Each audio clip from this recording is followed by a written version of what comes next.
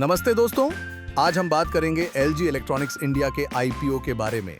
लगभग 4,40,000 करोड़ की बिड्स सिर्फ 11,600 करोड़ के IPO के लिए। हाँ, आपने सही सुना। ये पब्लिक ऑफरिंग सिर्फ रिकॉर्ड नहीं तोड़ा, बल्कि पूरे इंडियन स्टॉक मार्केट का हिसाब बदल दिया।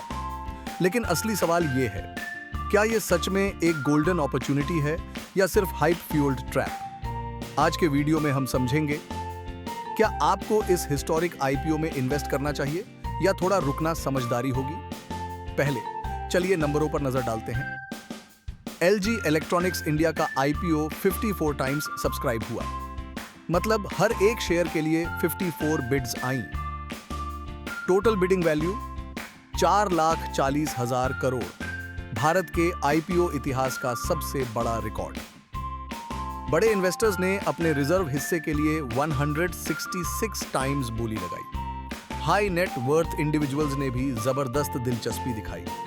उनका हिस्सा 22 टाइम्स सब्सक्राइब हुआ और हम जैसे रिटेल इन्वेस्टर्स के लिए हिस्सा सब्सक्राइब हुआ 3.55 टाइम्स। मतलब अलॉटमेंट मिलना एक लॉटरी जैसा था। यह सिर्फ एक IPO नहीं था, यह एक नेशनल फाइनेंशियल इवेंट बन गया। LG ब्रांड से तो हर कोई वाकिफ है, लेकिन एक इन्वेस्टर के नजरिए से देखते हैं। LG इलेक्ट्रॉनिक्स इंडिया एक पावर हाउस है कंज्यूमर ड्यूरेबल्स इंडस्ट्री में। कंपनी दो मेजर सेगमेंट में काम करती है, होम अप्लायंसेस और एयर सॉल्यूशंस। ये इसका मेन रेवेन्यू ड्राइवर है। LG इंडिया की सबसे बड़ी ताकत है इसका लोकल मैन्युफैक्चरिंग। लगभग 97 से 98% प्रोडक्ट्स इंडिया में ही बनते हैं। ये एक बड़ा एडवांटेज है। कंपनी को ग्लोबल सप्लाई चेन इश्यूज से प्रोटेक्शन मिलता है। इसके अलावा इसका डिस्ट्रीब्यूशन और सर्विस नेटवर्क बहुत मजबूत है। अब बात करते हैं कंपनी की असली ताकत, नंबर्स की।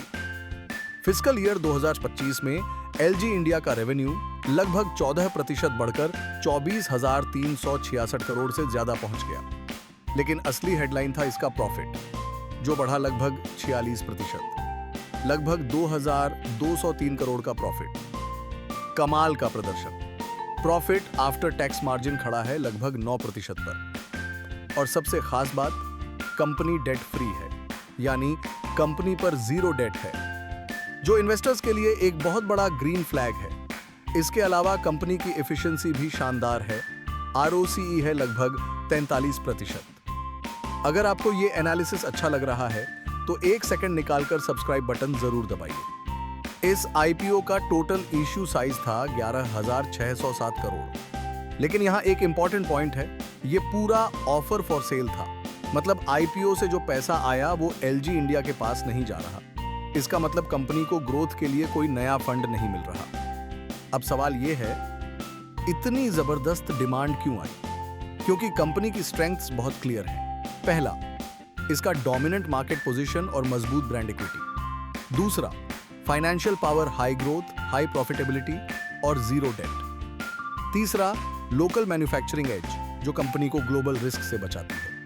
और चौथा, वैल्यूएशन लगभग 35 टाइम्स PE रेशियो। अब बात करते हैं रिस्क्स की, क्योंकि कोई भी इन्वेस्टमेंट रिस्क फ्री नहीं होता। पहला, ये 100% ऑफर फॉर सेल है। दूसरा, कंज्यूमर ड्यूरेबल्स मार्केट में कंपटीशन बहुत कड़ा है।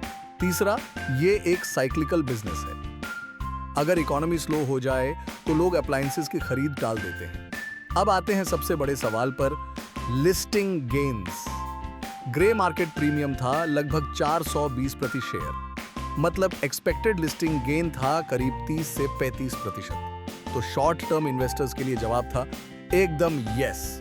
चैलेंज बस यही था, अलॉटमेंट मिलना। लेकिन लॉन्ग टर्म इन्वेस्टर्स के लिए डिसीजन थोड़ा अलग है।